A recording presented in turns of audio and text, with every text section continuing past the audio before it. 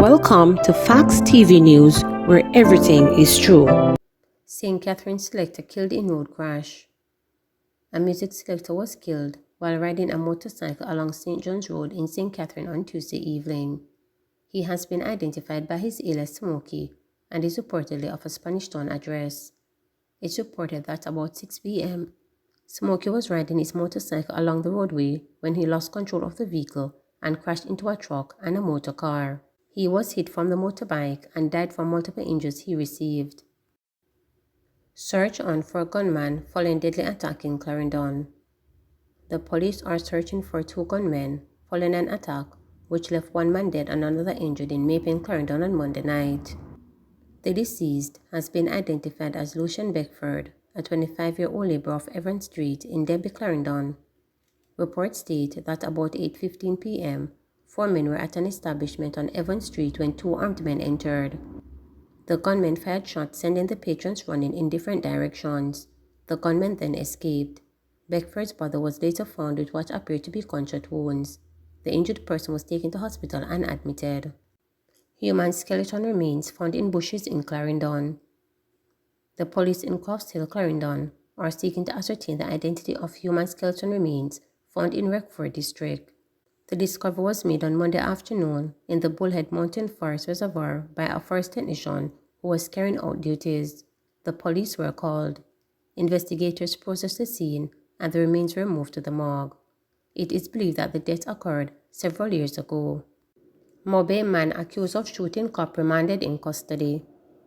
Kirky Larson, the St. James man accused of shooting and injuring a policeman during a gun battle with the lawman in February, will know if his case will be transferred to the St. James Circuit Court when he returns to the St. James Parish Court on May 25th.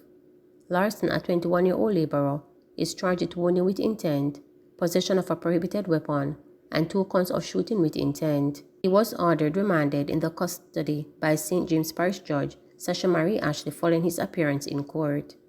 During the court briefing, Larson told the court that he is being represented by attorney at law Michael Hemming, who is currently overseas.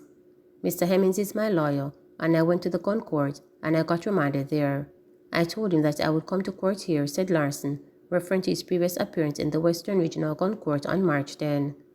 Your gun court case is for May 25th, so we will set this matter for that date. You are remanded until then, the judge told Larson.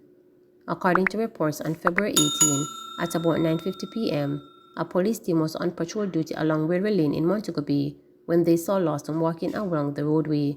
His actions aroused their suspicion, and when they approached him, Larson opened gunfire at the officers.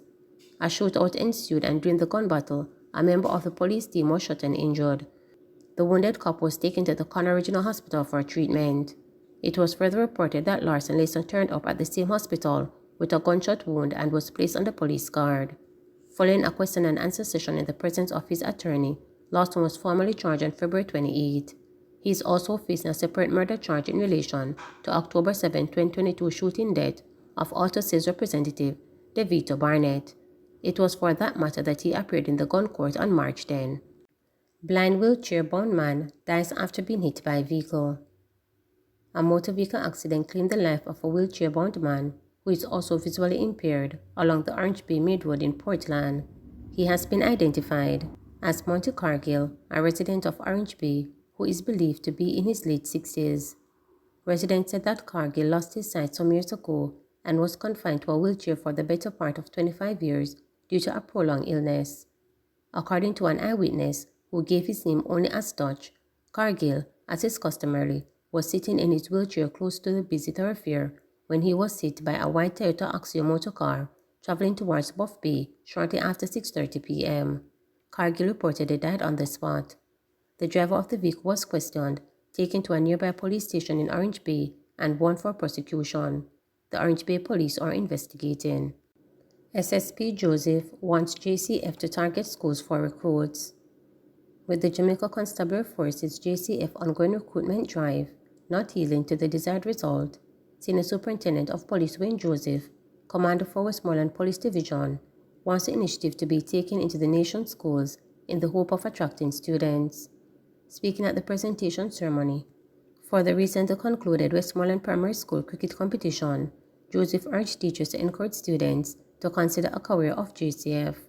As for the JCF, we are having challenges getting persons to come forward to apply, so I want the teachers to know that they can invite us into the schools and we can tell you about the career part in the JCF, he said. Joseph also pointed out that policing is much more than what they see on the day-to-day basis, such as police officers doing traffic duties or arresting persons for crimes. The JCF is so diverse, there are many departments within the JCF that you would not know. We have the cybercrime unit, we have the fraud unit, we have the counterterrorism unit, we have MOCA, Major Organized Crime and Anti-Corruption Agency, we have MAID, Major Investigations Division.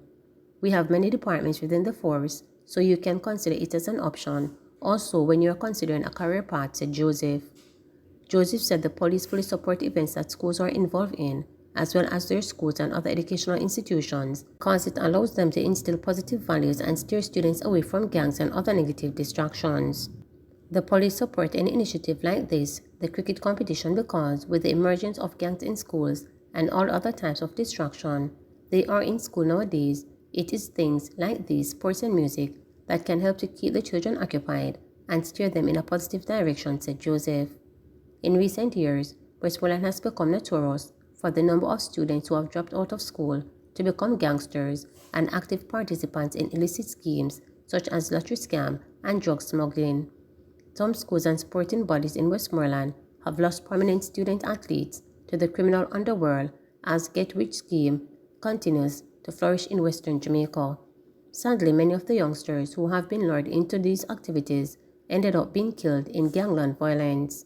In January, Police Commissioner Major General Anthony Anderson said the JCF recruited approximately 1,260 constables in the year 2021-2022. He said the organization will be seeking to recruit a similar number for the 2022-2023 period.